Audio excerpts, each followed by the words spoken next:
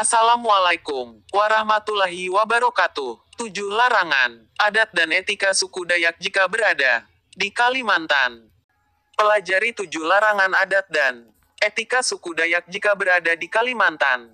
Tak heran jika selama ini Kalimantan dianggap sebagai tempat mencari pekerjaan yang oke, karena potensi sumber daya alamnya masih sangat menjanjikan. Daerah ini semakin banyak dikunjungi orang luar yang kemudian menetap. Namun, bila kita berkelakuan baik, maka segalanya akan berjalan sebagaimana mestinya. Namun sebaliknya, ketika kita melakukan sesuatu yang buruk, maka akan ada konsekuensi.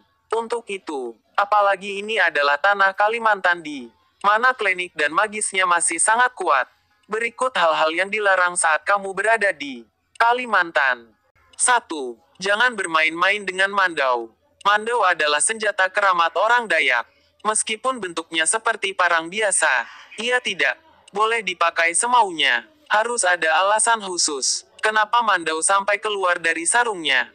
Pasalnya, menurut orang-orang tua, mandau yang keluar dari sarungnya biasanya akan memakan korban. Makanya, bagi pendatang, jangan bermain-main dengan senjata satu ini.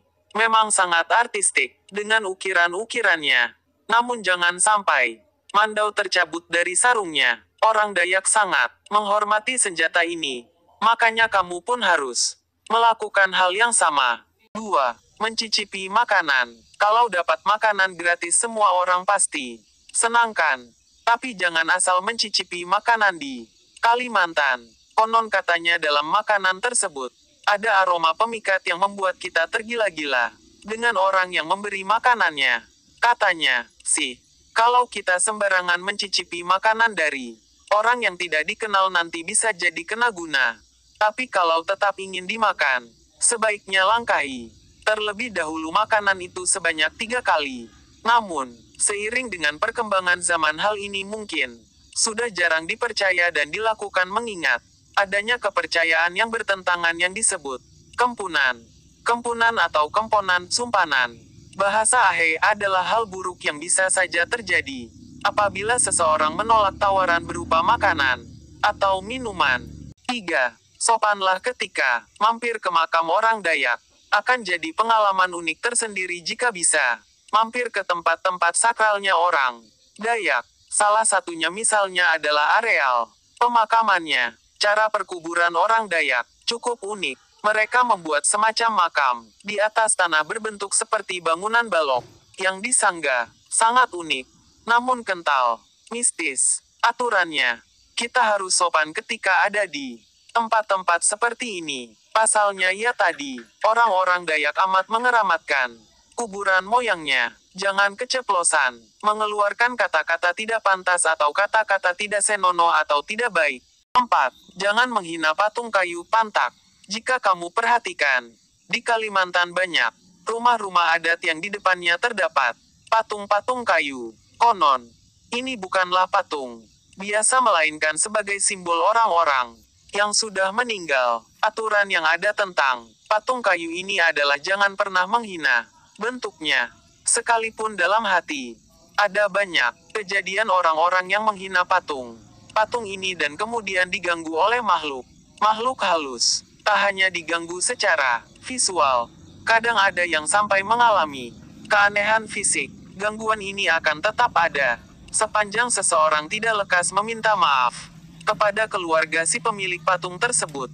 5. Menjawab suara aneh. Saat kamu berjalan-jalan ke hutan Kalimantan, terus mendengar suara aneh yang seakan memanggil-manggil nama kalian, jangan dijawab, karena takutnya asal suara itu berasal dari makhluk goib yang akan menyesatkan kalian dan akan membawa kalian ke alam mereka untuk dijadikan teman. Mending kalian pakai headset sambil dengar musik agar tak mendengar suara-suara aneh. Terdengar tidak masuk akal, namun hal ini sering terjadi.